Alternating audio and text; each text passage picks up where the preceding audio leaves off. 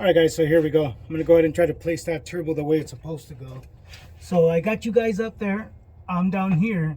So let me go ahead and see if I can show you the best way right here. Okay? So again, this turbo has to turn around. It is facing the wrong way. So it is definitely not easy, guys. It is a very heavy turbo. So it's definitely not easy. Avoid grabbing it from the wheel. There it is. As you can see, I've already somewhat lined it up.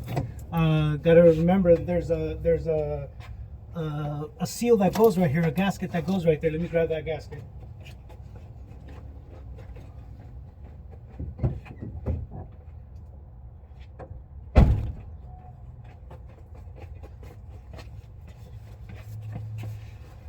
So here's the gasket.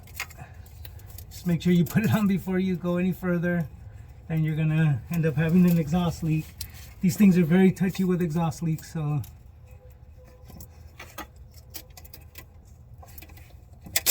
there it is. And here's another trick, you guys. So this is my 1/2-inch breaker bar. It's my long 1/2-inch breaker bar. What I use it for is I use it so I can use it as a leverage point. Once I line up the turbo, excuse me, believe me, it is heavy. It is not a light object here. Once you line up the turbo, also would help if you have the nuts ready.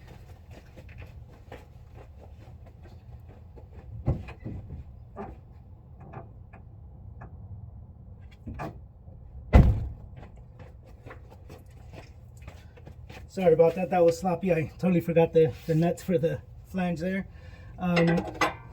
So again, once you have it lined up, once you have the bolts about lined up, about right there is where it's going to go.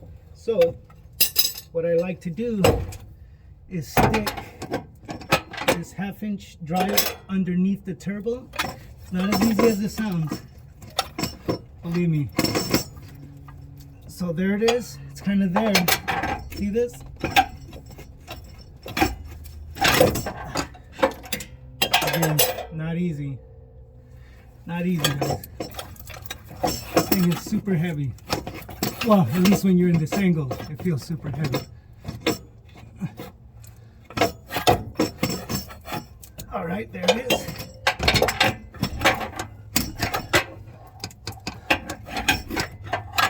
There it goes. See that? See how I'm using the 1/2-inch breaker bar as a leverage? There it goes. See that? So I have the 1/2-inch breaker bar underneath right here and using the frame as a leverage. See, the turbo's already hanging on right there. So then all I have to do is just get the nuts on. At least one, so that way it hangs on and you're not fighting it anymore. But I'm gonna go ahead and put at least 2 on right now, so it's not angled and I can do what I need to do with it. All right, there it is. Theoretically, the turbo is on.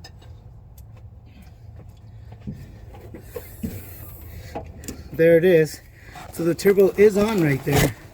Let me go ahead and show you from down here. As you can see, the turbo is on.